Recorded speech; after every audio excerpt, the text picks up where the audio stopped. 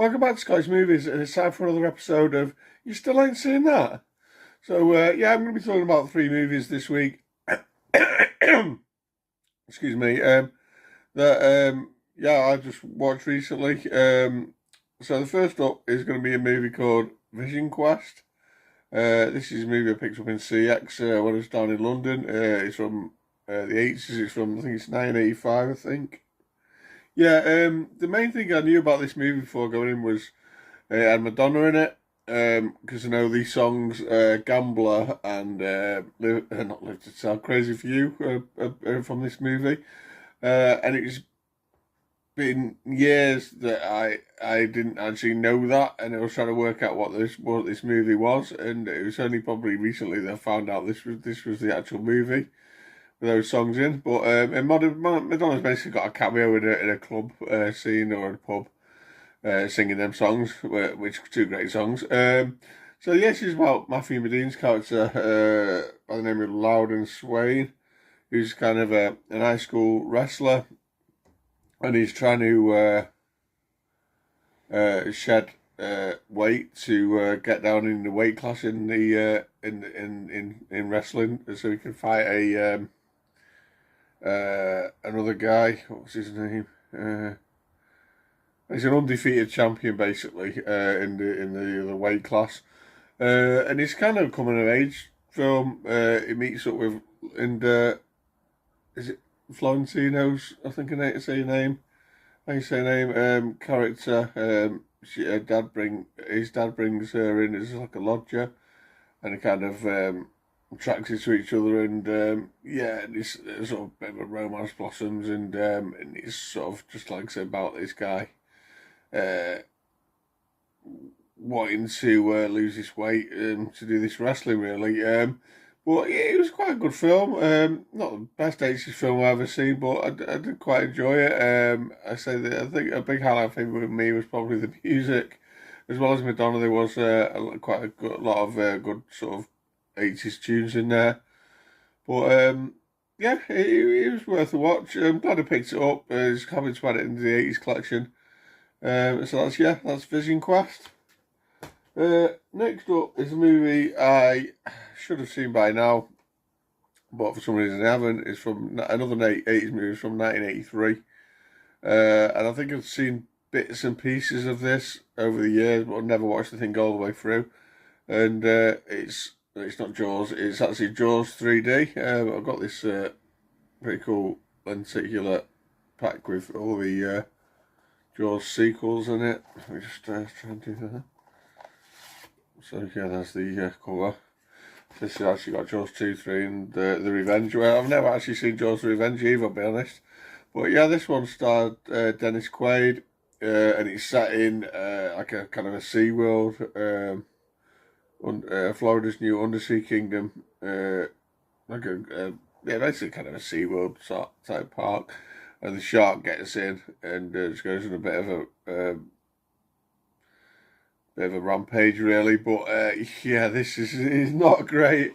I remember rewatching Jaws 2 not a million years ago, and I always liked Jaws 2, and I don't know why I just struggle with it a little bit. Although compared to this, obviously after the first one, but compared to Jaws 3D, is like Jaws is like almost a masterpiece. But yeah, Jaws 3D was awful. The 3D, I think it's probably because now you can see all the 3D effects and everything. I mean, I only watched this on DVD, and I know it's just on a 4K release, so God knows what it looked like on that. But it wasn't great at all. And yeah, I don't think we'll revisit it anytime soon. And I've heard that Jaws The Revenge is even worse, so I highly look forward to watching that one. Like I said, I don't know why I've never seen that. It never really appealed to me. Because I had only heard bad things, but yeah, so I had to watch Jaws 3D. And the next film I watched is a film I picked up from the Signal One sale, and it is Death Race 2000 with Sylvester Stallone and David Carradine, old Mr. Kung Fu himself. And yeah, this was a lot of fun from 1975. So you got David Carradine playing a character called Frankenstein, and they're basically like race drivers, where it's kind of like the idea is like hit and run. You kind of you get points from hitting and running, hitting people and driving off basically and killing people. And it's kind of a bit like cross between, I don't know, Wacky Races and Mad Max or something like that. You got Stallone in what's his character called? Machine Gun Joe, and he's like his this Frankenstein's rival. Um, and yeah, and Frankenstein's everyone's favourite driver as well, and obviously everyone's wanting him to win the race. And he's a bit of a satire, really. It was a lot of fun. I really enjoyed this. He looked good on Blu-ray as well for such an old film. But yeah, Stallone. Well, he obviously looks young in this, being from 1975, which would have been what was before Rocky is even as well. But he was good in it as well. And you got a few characters. And he was even Martin Kove, old what's his name from Cobra Kai? Oh my God, I forgot his name. Oh, Kreese from Cobra Kai. He was in there really young, he really young as well. Um, and yeah, this was just a lot of fun and well worth £5 that I paid for it. I'm quite pleased. And yeah, that's Death Race 2000. And yeah, that is the sort of three movies I've been watching at home this week that I've not seen before. The only other film I watched in this past week was at the cinema, and I watched Twisters, starring Glenn Powell and I forgot the girl's name. Apologies, but yeah, there's Glenn Powell who I've seen recently. He seems to be in a few things. I've seen it. He's shown him in It Was Anyone But You, I think it was. But he seems to be in his film called Hitman, I think, on Netflix, which I've not seen. But yeah, well, the stuff I've seen him in is been pretty good. And yeah, Smiths is a kind of I don't. It's not. I don't think it's a sequel. I don't know if you'd call it a reboot or it's just its own thing. I couldn't really work it out, but yeah, he was pretty good. He was obviously not patch on the original Twister for me. It was yeah, it was pretty good. The cast had good chemistry. It was good cast overall. Like the original Twister, obviously good cast there as well. But it was missing some spark, or it was missing there's something about it. Sort of, it was missing. Maybe a bit of comic relief. I don't think there was a lot of comic relief in there really. And you had obviously was it Philip Seymour Hoffman in the original film.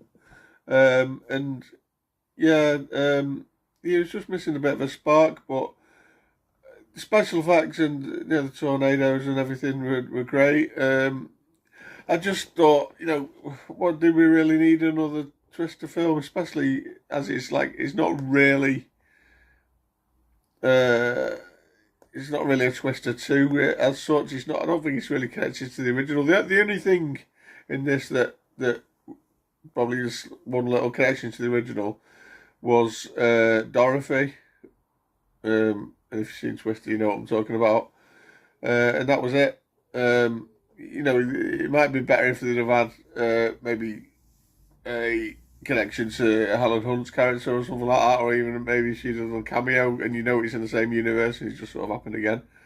But I don't know. But overall, I did enjoy it. It was just missing a little something. But yeah, so that was Twisters. And yeah, that is all I've been watching for this past week. So yeah, comment down below if you've seen any of these films. Whether you've seen Twisters on the cinema or you've seen Death Race 2000, Jaws 3D, which I'm sure you have, or even Vision Quest.